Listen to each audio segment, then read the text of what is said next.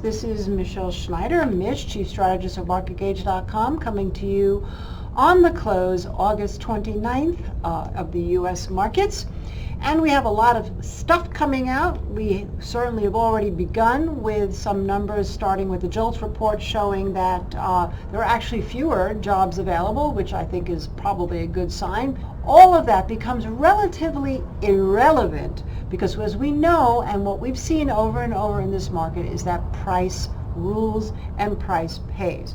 So I'd like to start, actually, we're going to mix things up a little bit here. We're going to start with NVIDIA, work our way to the US dollar versus the Japanese yen, into the SPY, gold, moment about silver, oil, and natural gas. So what you're looking at right here is NVIDIA. Now we know with NVIDIA, we had the earnings report, and this was the action on the day of the earnings report. It got up to a high of 502.66 and then reversed. Now, technically, when we have those kind of reversals, we look at about a $50 move or a 10% move lower, and clearly we saw that because it went down to 450, and if you recall, when we talked about it, we said if it couldn't get through 480, then 450 was going to be your area to look at. That's exactly what happened. Yesterday on Monday, it held at 450 and popped, and now today you can see that we got back through that 480, which is our next major area. This is based on a 6-month calendar range high. We do 2 resets a year, January and then again in July, and what we like to track is when it has a false breakdown below and then comes back through, like we saw on this day, which is where these blue triangles are coming from.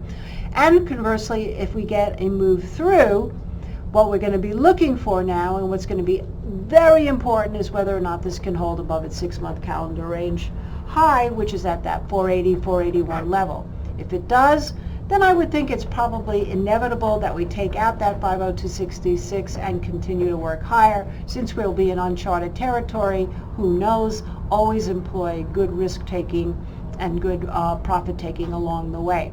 If it breaks down under 480 as we're coming in tomorrow, if the numbers aren't satisfactory to the market, then of course we'd be looking at today's high as sort of a top, a new top, which would be around 490, and under 480 we would look to see once again that happens at 450. And the only reason why the 50-day moving average might come into focus is if you look down here, this is our real motion momentum indicator, and even though we are good in that we are getting better in terms of our momentum coming off the test of the Bollinger Band back here, we have not yet crossed this 50-day moving average.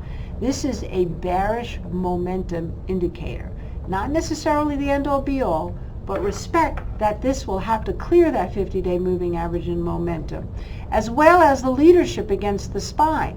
Even though we are outperforming the SPY, we have not really been able to clear the high of the momentum on this day, and we're still brushing along the Bollinger Band here. So you don't want to see a breakout and then a mean reversion to the downside as we're getting bearish momentum, and especially if we cannot hold and clear above that 480.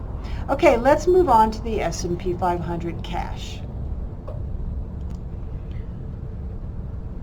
So this is an important day because we have cleared the 50-day moving average, but we know we need 2 closes above this 50-day moving average, or let's call it 44.90, before we get too excited. The other really important thing to be looking at is the fact that we're still possibly forming a right shoulder on a head and shoulders top. Where would this be negated? Number one is we not only would have to hold above the 50-day moving average, as I just mentioned, at 44.90, but we'd also really have to clear these highs here at around 45.10. So we come in at about 44.90, 44.90, we clear 45.10. That's very positive. It basically makes this not longer a head and shoulders top, but more possibly even a double bottom, not a bottom in the classic sense because it's not at new lows, but a double bottom of the recent move since May, in which case then we can say, 460, here we come. We cannot hold above this 44.90, 44.85 as we come into tomorrow. I would start to think that perhaps this is more of a topping pattern, and that's how tenuous we are right here. In which case, I would want to see what happens closer as we got down to around 4,400, 44.40. and then that's 44.40. Here's 4400, and then I would be looking at the 4400 level. On a neckline breakdown, this would have to have a move and close underneath 43.65 to really basically confirm that this could be a head and shoulders top.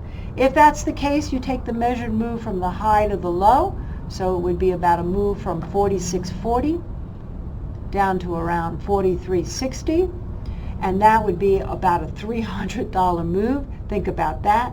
That would put this back down closer to 4,000 and would take a lot of people off guard. But let's not get ahead of ourselves. For tomorrow, we're going to look at that 50-day moving averages pivotal at 44.90, 44.85 to 90. We get above 45.10. That would be very bullish. We break down under that 45.90. I would expect to see what happens here at around 44.50. And if that breaks down, then I would certainly be changing my mind, at least in the SPYs, to a more negative pattern. Looking at the gold chart right here, this of course is the December contract. You don't really want to trade the spot because the volume is way lower. Volume on this today was about 166,000, I believe I just saw. Nonetheless, you can see that this is the contract. Now, last week when we talked, we said that as long as this held above here on the 1900 level, looking at spot, that we were still bullish. And so far that's looking to be the case. However, now is when the rubber meets the road, because we're getting into a few areas of resistance all converging. Number one is the 50 cross below the 200, putting us in a death cross or a bearish phase. Number two is we had this trend line that we had drawn in last week. Rough trend line, not perfect, but nonetheless we get an idea of an area at around 1974. So let's say this. For our pivotal area right now, I believe that 1950 to 1955, really we can even say 1947 to 1955 is our major support. That holds. We're definitely going to be thinking more of buying the dip, and clearly we'd like to see a move back over 1970 and then ultimately 1975, 1980 for the up move really to continue. However, if it comes in around that 1950 to 1955 and cannot get a rally and starts to break down, then I do believe that it's possible, not that I see a head and shoulders top type pattern like I saw in the other chart, because we almost had it and then it broke down but never took out this low here and came right back. In this case, what I see more is higher lows, which makes me positive the gold market. But nonetheless, we can't be silly. Under 1940, I would probably say we're long gold too. Time to maybe put in a stop and not turn a winner into a loser. Now, I also feel like we have to be looking at the silver market right here, because in the silver market, it looks much, much better, and there's two very important things about silver. So we're going to look at silver December contract as well and have a look and see what I'm talking about. Okay, so number one, in the silver contract, we said that we were very friendly silver. Remember, things look bad in the metals, it's time to buy. Things look great in the metals, it's been time to sell. The day that changes, that's going to be huge. When we start to buy strength, we know that we're in a whole new ballpark. But for now, let's assume we're still into the sell strength, buy weakness, which tells me that we already had the nice pop over the 50 and the 200-day moving average, number one. And number two is we've gotten through that $25 an ounce. $24.50 now is going to be our new level to hold. $24.50 and under, I would start to say, there's your sell the strength. If we hold $24.50 and higher and then get back up again and hold that 25 level, then I would really have to look to see what happens if you go back to these levels right here that kept holding, and the last high before silver fell, which is right here, over 25.34. I would think that this is going to get another move up, possibly up to 26.50, possibly higher. The other thing that's important to note with this one is that we are so far outperforming the gold, which in and of itself is not only bullish for silver and bullish for gold, but also a real indication of inflation, because if the silver to gold ratio gets over 80 and holds, generally that means that we have not seen the end of inflation, and we could actually be entering another round of it, for a myriad of reasons of why that could happen. So we looked at the cash S&P. We looked at the December contracts of both the silver and the gold. In the crude oil, though, we can go back to looking at the spot contract, which is the October contract, because the volume is very good there. Now, once again, I feel vindicated because remember now, I've been very bullish in the oil market for quite some time, and we talked about $78 as the area where I would get more defensive last week. Now remember, we could hit it intraday as we did here, maybe took out a couple of longs and got some stops hit, maybe even got some people short. But it didn't hold, and more importantly, it didn't close under 78. So think about closing levels when we talk about some of these key spots. So again, as long as we hold 78, we like it. Right now, we can even take that up a little bit and see what happens here. Let's go back to the last time we had these highs, which was back in June. And now here we are above it. So let's call 80-60 in spot a very key area. We closed at 81.24 today.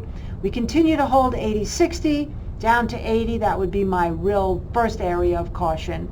So let's say 80-60 and above, we're bullish. Obviously, we have some resistance up here to get through. There's a substantial amount of resistance, about $1 higher at 82.40. But we get through that, and the next thing you know, we're talking about $90 to $95, maybe even $100 a barrel. So again, keep your eye on 80. 80-60 is your first pivotal number. Below, maybe we test the 80. Below that, maybe we actually start to see a sell-off. Above 80 and 80-60, more positive. We get through these levels right here of these highs I just mentioned to you before, over these 80-70s and hold 80-60, then we'd be looking at 82 up to 82.70, and then we get through there, and I think off she goes. So I couldn't be more fascinated by a chart than I am about the natural gas. And again, this is the spot, this is the October contract. What's fascinating me about this chart is it really hasn't gone anywhere. But what is interesting also is that in that 6-month calendar range I just showed you before in NVIDIA, if we look at the one on a layover on the futures in natty gas, it comes in at 258. Now I had mentioned 240 was where I real obviously bottom rock in the sand, but I think we can raise that up to 258. So if we just take a look at what 258 looks like, that's right here. So we hold above 258, I have to be more positive. Below it, I wouldn't necessarily say negative, but at least we would probably assume we could take another trip down to 240. But above 258, the next place, of course, you want to be looking at is that 50-day moving average at 275, and we would need 2 closes above that. If we hold 258 and get through 275 twice, so that would be on Wednesday and Thursday of this week in the U.S. markets, then it's very possible that we're not only going to get through 280 easily, but we can see our way back up above the more recent highs at spot, which was at 310, and then we start looking here at the 200-day moving average at 326. Remember, what I'm still thinking is this could take time, but this whole thing could be a giant base ready to go much higher. And lastly, we're going to take a look at the US dollar versus the Japanese yen. What is fascinating about this chart, well, there's a few things. First of all, the dollar itself. We talked about if it got through 103.50, it may get closer to 105. It kind of got close to that, not quite up there. So it's had a spectacular reversal today in the one day. So speaking of reversals, you know we like reversals, and the reversal up here with a high of 147.37 and a low today of 145.66 tells us that any close below 145.66 definitely means that we've had maybe a near-term top in the dollar versus the yen, and the yen can go higher while the dollar can go lower. So let's call that 145.67 a good pivotal area. We open above it. Maybe our next area to be looking at would be up around 146.57. So we're talking about less than $1 worth of a move higher, but still it would be a little bit more strength in the dollar against the yen. On the flip side, we gap lower. I would just follow it. I would say that the yen is going to outtake the dollar, at least in terms of price, and it's possible then we would see the dollar-yen relationship get back down to around 144.50. And of course, the 50-day moving average would become our ultimate target, at least for the first time down, which would be around 143. So, lower than 145.76 or 66, which was the low today, right? 145.66, think negative. Above 146.30, think more positive. And if we can't get through the high of 147.37 and we wound up with more of an inside day, which is possible, then we'd be looking for a breakdown of that low the next day. Just want to turn your attention quickly to here. This is our real motion momentum indicator. Now notice just how well this Bollinger Band has worked. Number one is when we were over the Bollinger Band, of course we had that nice move in the dollar. As soon as it had a mean reversion here where it broke down under the Bollinger Band is when we got a much more substantial sell-off. We broke down under the 50. We held the 200, even though we broke down here, we immediately cleared it. That gave you a signal, especially as we got back through here and back through the 50, that this may pop. But of course, we got a little bit of chop right here. What's more important to me is this upper Bollinger Band, and we broke above it for a couple of days, below it for a couple of days, but held the 50, and now we have not been below that Bollinger Band really since the beginning of August 7th. So that tells me that if we break down here and we break down the momentum with a mean reversion to the downside, then we would be looking for what happens first, a momentum move to the 50 and holds or a price move to the 50 and holds. And it's possible that the next time the momentum breaks down under the 50, that would be telling us that even if the price is still above, we're going to be looking at lower prices coming in terms of the dollar yen. Just blowing this up right here, I mean, we've had a nice basing action, and of course, ultimately, this could easily go to 138. Just taking the highs from back here, with this high here, putting a line across, also corresponds with this low here. So 138 or 137.90 would be a good ultimate target to the downside. Okay, that's it for now. I hope this was helpful to you. I hope you enjoyed. Get some good trading tips. Have any questions, you can always find me on Twitter at Market Minute. Thanks so much for watching, and bye for now.